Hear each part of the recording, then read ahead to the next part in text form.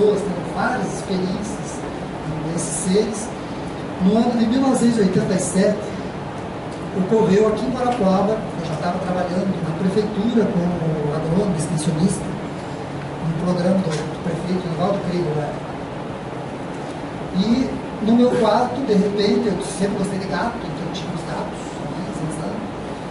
Comecei a sentir aquela sensação estranha e os meus gatos começaram a trepar pelas paredes, literalmente. Derrubar livros, subir nos armários. Nossa, os bichos ficaram loucos, abriam a janela e saíram voando fora.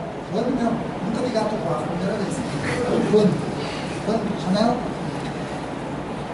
E começou a formar aquela mesma névoa azul no quarto. E foi a primeira vez que se materializou no meu quarto um ser. E se apresentou com aquele nome, né? Era um cabeçudinho, pequenininho, se apresentou com aquele nomezinho e um ser fantástico, que me acompanha até hoje. Nós travamos uma relação de amizade que até hoje acontece. E esse ser começou a fazer com que eu vivesse várias experiências a nível concreto. Inclusive reunindo pessoas de Guarapuava, nós íamos para a Serra da Esperança, tínhamos avistamentos coletivos, a minha família participava disso também. Então, foi uma época de muitas experiências, que eu digo assim, modelo Hollywood, sabe os troços Hollywood? Você vê os troços, claro. Então, eu digo, existiu uma época em que os guias investiam mais na gente. Eles vinham mesmo, davam show, apareciam e tal, para provar para todo mundo que eles estão aqui, estão fazendo uma missão em prol da humanidade e que é necessário que levemos isso a sério, não tratar levianamente. Indo para o Candói para dar um treinamento, não é a foto oficial porque eu não tinha câmera. Isso aqui é uma representação do que eu vi e era literalmente isso, tinha até um rabinho que eu encontrei depois. Para vocês terem uma ideia como que esses seres atuam dentro da gente. Eu indo para dar uma palestra sobre apicultura, uma comunidade no Candói, indo pela estrada, percebi de canto de olho, numa área vasta que tinha uns pinheiros e tal, uma coisa prateada. Eu parei o carro no acostamento, desci, fiquei na cerca e aquele objeto enorme, exatamente igualzinho isso aqui, parado no ar a menos de 100 metros de mim. Pasme, na minha cabeça eu tinha certeza absoluta que aquilo ali era um avião que estava parado no ar e que era um dos aviões que tinha trazido o governador José Richa para Guarapuava. Fiquei um tempão olhando aquilo, aí entrei no carro de novo e fui. Quando eu estava chegando na comunidade dos agricultores lá na Paz, agora que caiu a ficha. Meu Deus do céu, como que eu pude pensar aquilo? Sabe, acho que tem que desligar na tomada e a cabeça voltou a funcionar. Você vê a que nível os caras conseguem jogar na tua cabeça uma impressão diferente. Então naquele momento eu não poderia ter tido uma experiência lá, não deveria ter ido lá. Porque eu automaticamente iria, eu ia pular cerca e ia correndo lá. Só que eles jogaram uma informação na minha cabeça para que eu visse que era outra coisa, que eu não deveria ir lá. Que depois eu fui descobrir porque vocês veem que você no dia a dia muitas vezes está percebendo coisas ou não está percebendo coisas, mas você pode estar sendo induzido por esses seres. Quando você tem uma relação com eles, lógico. A tônica de toda essa experiência está aqui, ó. O velho mundo vai morrendo e vai surgindo um novo mundo, com um novo ser humano consciente de sua importância. Gente, nós estamos vivendo hoje literalmente essa situação. Todos nós do planeta Terra estamos vivendo como humanos essa realidade. A nossa sociedade como conhecemos, o mundo como vemos, essa realidade como nós interpretamos, ela está sendo alterada, mudada. Está se abrindo um novo momento para a humanidade. E é um momento onde será resgatada a nossa vida cósmica, a nossa relação com outros irmãos que estão por aí. Porque nós nos sentimos tão sozinhos, tão isolados aqui, que na realidade é uma ilusão, é uma grande ilusão que está caindo. Essa é a tônica de todo o processo de preparação que a gente viveu. Dentro disso, daí, todo o processo, nós acabamos virando representantes de várias instituições norte-americanas, aqui do Brasil e tal, e representávamos aqui na região do Paraná. N tipo de experiências aconteceram, vivências, investigações. Então, realmente, eu cansei de lidar com essa área bem científica da ufologia também para ajudar esse processo, que foi nessa mesma época. No congresso de ufologia que teve em Curitiba, apareceu um senhor, que é PhD, é professor de uma cidade de Wyoming, lá nos Estados Unidos, que diz assim: pessoalmente estou convencido de que estamos sendo observados por seres extraterrestres. E ele fez um trabalho investigando muitos contratados pelo mundo inteiro, e ele chegou à conclusão de que as experiências com os OVNIs são um segmento de um plano para transformar os terrestres em pessoas planetárias e seres cósmicos. É alguém que estudou casos de contato do mundo inteiro, investigou pessoalmente essas pessoas e conseguiu chegar nessa sim. Nós estamos passando por um processo muito sério, muito importante de transformação da humanidade como um todo. E aí criamos na Serra da Esperança, no ano de 89, um local lá de experimentações, de vivências, acabou virando uma espécie de uma ecovila, várias famílias moravam e começamos a ter N experiências com UFOs, com grupos, contatos, acoplamentos, vinham pessoas do Brasil inteiro, fora do Brasil, ficavam lá hospedadas. Fizemos vários programas de televisão na época, que foi um dos erros que nós cometemos, deixar a imprensa entrar, no Globo, no Paraná, nós fizemos 4, né, experiências que vivemos, vários trabalhos, e que acabou, de certa forma, tumultuando muito o que nós vivemos lá. Acabou atrapalhando muito o processo do trabalho que nós realizávamos. Aqui uma vista aérea do local, como que era o local do trabalho. Eu tinha até as 10 horas, eu tinha 10 minutos, tá? 10 minutos, quem sabe eu consegui terminar. No dia 17 de novembro de 1990, tivemos um avistamento muito legal na Serra. Tínhamos grupos de São Paulo, de Rio de Janeiro, aqui do Paraná, reunidos, uma das reuniões nossas do grupo de contato, de experiências. E nesse dia, para, de certa forma, parabenizar o grupo por um trabalho bem feito, assim, tivemos uma materialização de uma nave enorme, que simplesmente tampou quase o céu da Serra da Esperança. O troço era imenso, e era dessas naves assim, e tinha esse formato embaixo, com essas luzes fazendo contornos. O Pluto, aí, cadê o Pluto? O Plutópolis, está lá? Pois bem, foi o irmão dele. Então, a região ali debaixo, do Rio da Areia, toda aquela região lá para baixo do Plutópolis, dava um depoimento por rádio, por televisão e tal, falando que foi a coisa mais fantástica que eles viram e tal, porque o povo todo viu, né? Não só nós que estávamos ali. E aí, uma boa parte dizia assim, né, que o mundo vai acabar, Jesus está voltando e tal, por causa dessa experiência que as pessoas viveram lá para baixo. Quer dizer, traduzido para o aspecto religioso. E era, na realidade, a consolidação de um trabalho nosso, de estreitamento de contato com esses seres. Porque eram vários grupos que nós estávamos trabalhando para estreitar a ligação, aprimorar esses grupos internamente, para que pudesse ter um contato físico. E naquele dia, esse contato físico ia acontecer com todas aquelas pessoas, como uma formatura, dizer, daquele grupo que estava trabalhando já há anos, no processo de crescimento interior, aprimoramento e tal, né? E devido a um monte de coisas que aconteciam em volta, na população e tal, a nave simplesmente ficou em cima um tempão, 20 minutos, e depois foi embora devagarinho no sentido sul. Guarapava ficou famosa, tinha até chargezinhas assim. Começamos a levar as experiências nossas para congressos, sair em revistas especializadas e tal. E esse desenho, olha que bonitinho, eu achei muito bonitinho. Guarapuava, 10 km, uma navezinha aparecendo. E aí tem, vocês podem investigar depois em revistas especializadas, aqui da revista UFO, que saiu uma das experiências que nós vivemos lá, de jatos do governo, perseguindo UFOs na nossa cara ali, nós vivendo. Perseguição ali pertinho, dava para ver até os instrumentos dos pilotos, né? Foi uma experiência fantástica, certo? narrada, não só por nós, mas por todo mundo que morava ali embaixo, sair na revista, sair no jornal, congresso e tal. Experiência de Guarapuava. Que se começar a relatar aqui, nós vamos ter um monte de experiência de Guarapuava. Só botei aquelas ali para passar rapidinho. Então, esse aqui também é uma matéria de jornal e tal. Aqui algumas publicações nossas que tratam desse caso e de outras coisas que nós trabalhamos também. Mas o mais importante do que nós vivemos nessa época de grupo, talvez tenha sido essa coisa bem complicada aqui, que eu tentei deixar o mais simples possível, mas cheguei naquilo ali.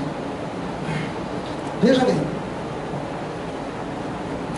aqui está a nossa realidade física, nossa humanidade, né, nesse mundo físico. Existe um limite que nos distancia, entre aspas, separa de uma outra realidade que vamos chamar de hiperfísica. Mas essa hiperfísica não quer dizer que é fantasminha. Ela pode ser tanto tão concreta quanto a física, como pode ser mais sutil também. Ela só é hiperfísica, ela é além da física. E existe uma relação nossa com isso dessa forma. Nós associamos que existe a morte das pessoas no mundo físico e vai para um outro troço que nós não sabemos o que é, chamamos de hiperfísico. E depois a criatura nasce de novo aqui e assim a nossa população vai se reciclando.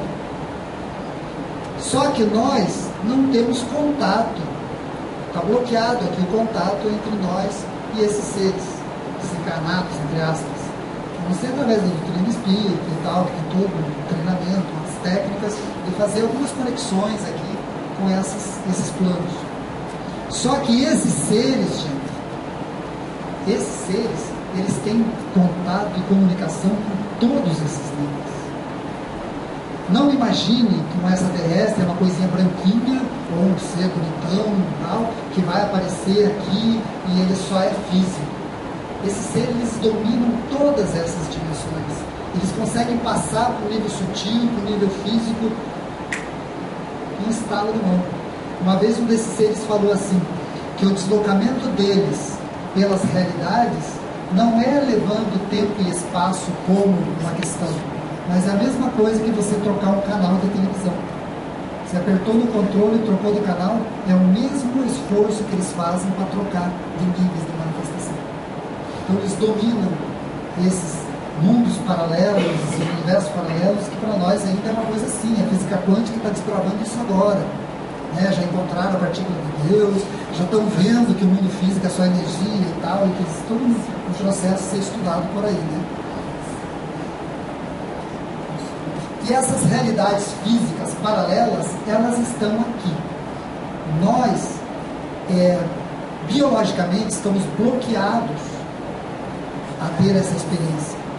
Então, alguns de nós, através de treinamento, através de técnicas, conseguem remover esse bloqueio, ou seja, trabalhar esse bloqueio para começar a ter acesso a esses níveis diferentes. Quem já viu o filme sobre Nosso Lar? Né? Lindo, né? Não é lindo o filme? Lindo. Então, o Nosso Lar mostrava uma das imagens, as pessoas da Terra, né, e do Nosso Lar, que descia em missão, voltando como formas luminosas, indo para o retiro deles lá, onde eles faziam treinamento, tratamento das pessoas. É isso aí. Não estou querendo dizer que tudo é assim, mas existem N locais assim na Terra. E não é só sutil. Ali no Nosso Lar é mostrado muita questão espírita, espiritual. Sair do corpo, não tem mais corpo, vira uma papelada, sei lá o quê, vai para outro nível mais sutil. Isso existe a nível de dimensões físicas. Existem seres que nós conhecemos que vão para o corpo físico em qualquer dimensão dessas.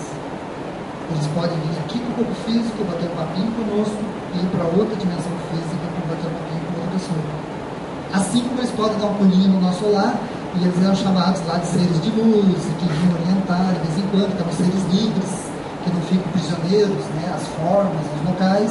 Então são seres de luz que vão lá, passam orientações, depois voltam, e o pessoal está vivendo aqui nesse tipo de egrégora. É um termo que nós vamos ver mais para frente.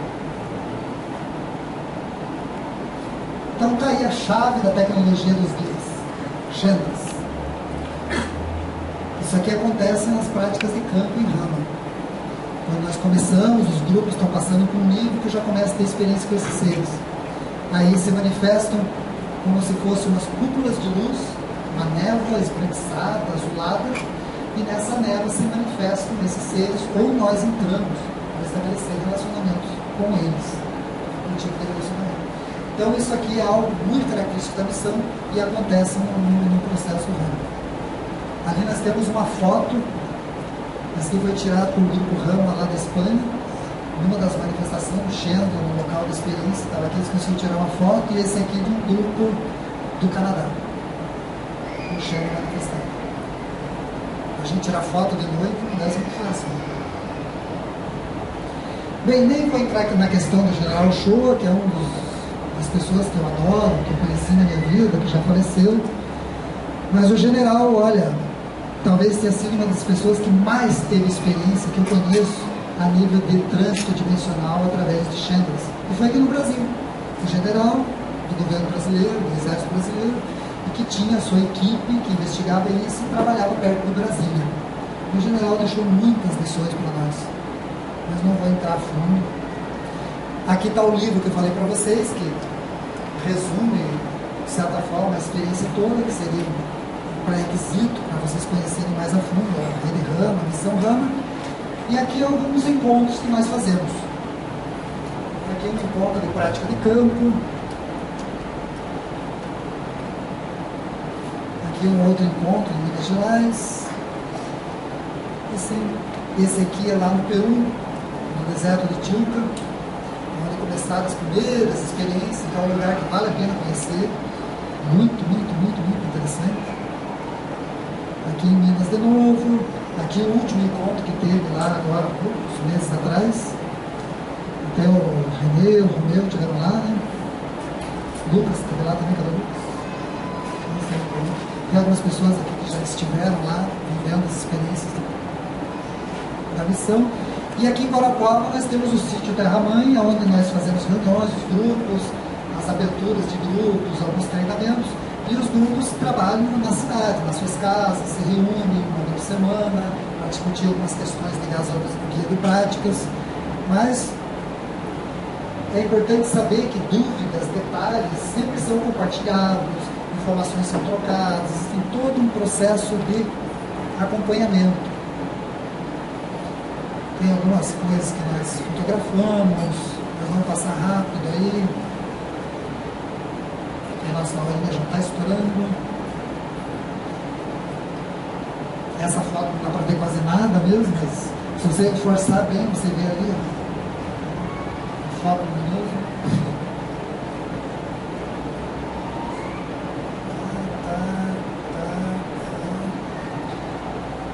Então o que seria nesse resumo que eu vou fazer para vocês hoje a missão Rama em termos objetivos aqui? Então, as pessoas que participam desse processo, elas formam grupos de 7 pessoas, no máximo 15, senão dá muita confusão. 7 pessoas, 8 pessoas, e elas começam a se reunir uma vez por semana, na casa de um, ou na casa do outro, ou num local específico que vocês acham legal para se reunir. E existe um guia de práticas. No início, a gente começa a trabalhar com guia de práticas, que são sugestões para se fazer. Na primeira reunião, a sugestão é fazer isso.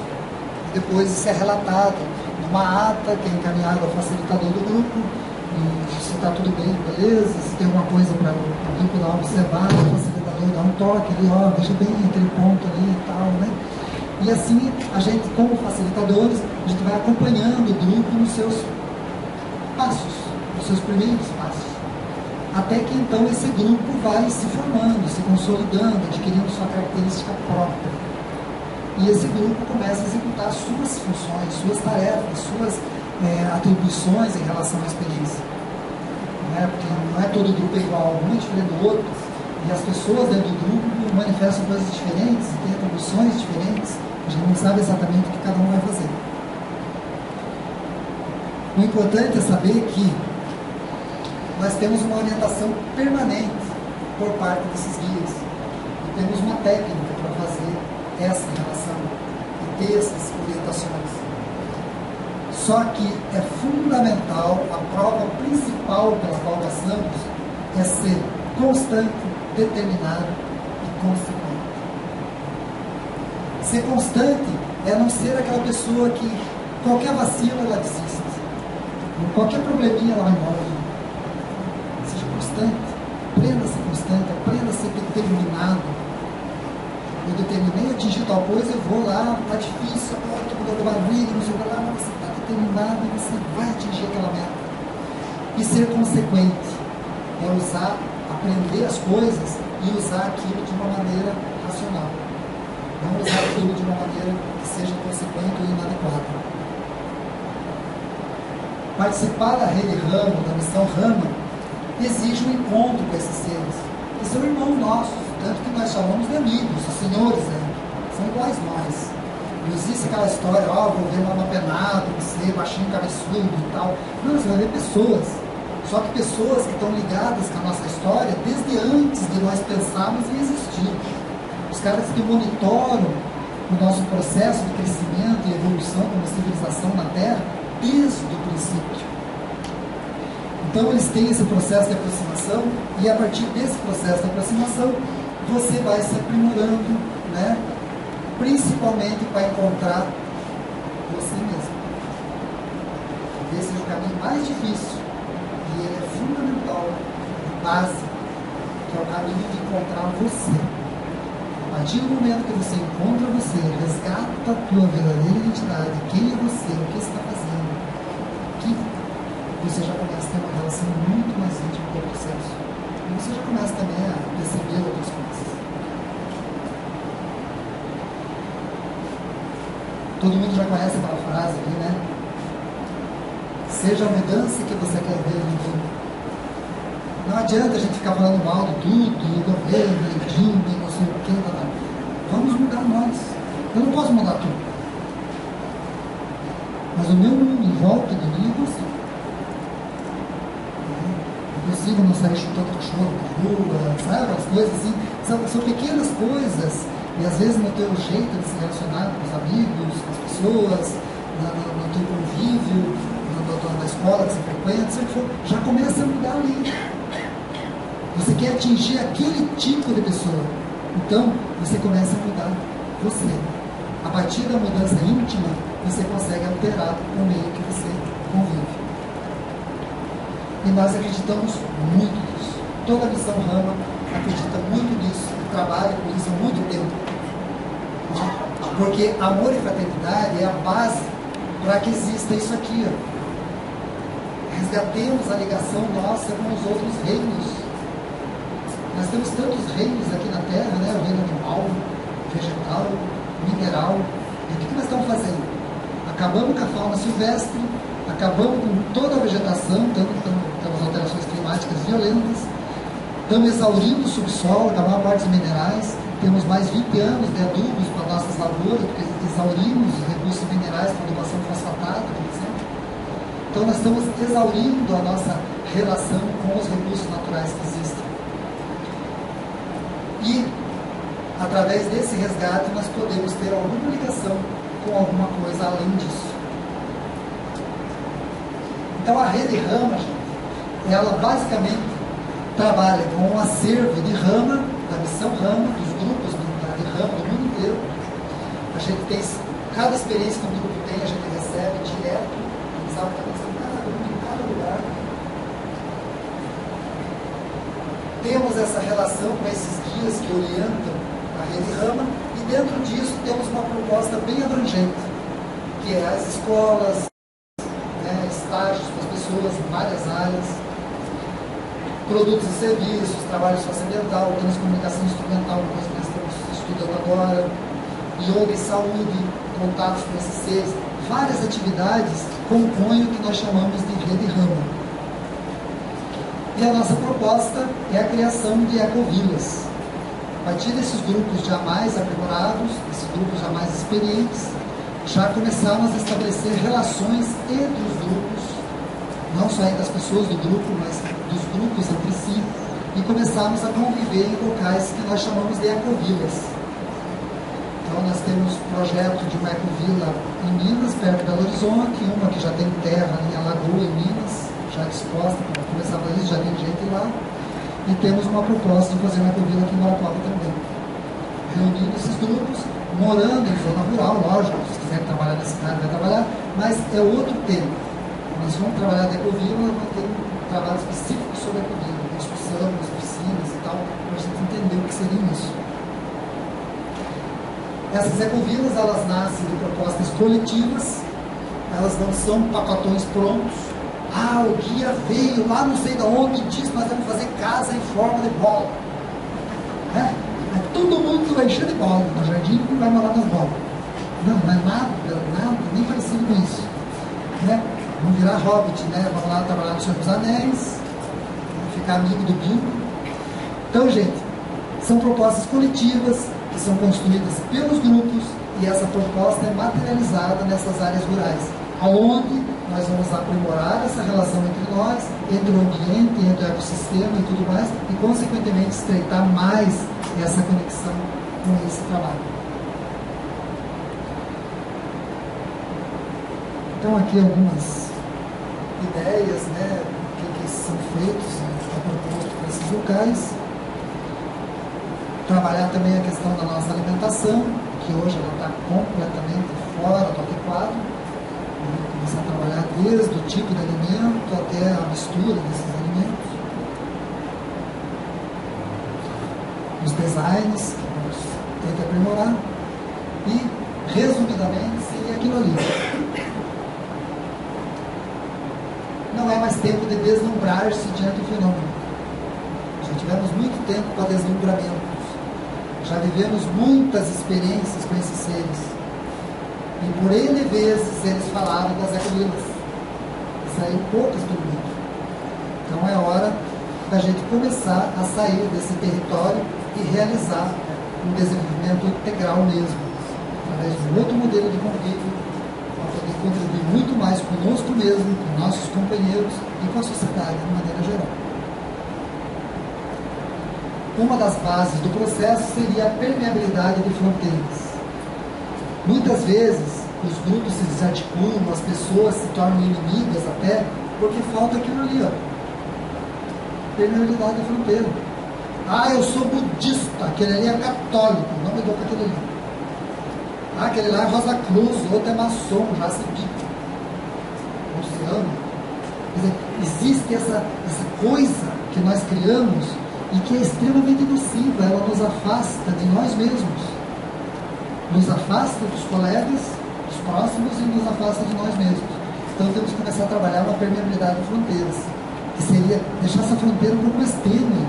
Deixa eu ver mesmo o que os budistas fazem, o meu colega é budista agora, vamos ver qual é que é dele, olha aquele lá faz não sei o quê, aquele ali é católico, olha que legal aquele negócio que eles fazem, ou aquele ali é vegetariano, outro não é, já começa a se ficar. Então, essa relação entre as pessoas talvez seja o trabalho mais importante a ser feito no princípio. Principiar por aí. Começar a ser mais tolerante. E aí entra a nossa agenda aquariana. Eu faço parte desse movimento, eu já me envolvi com isso desde os anos 80. Os primeiros projetos Alvorada, aí, nossa, rodamos esse Brasil.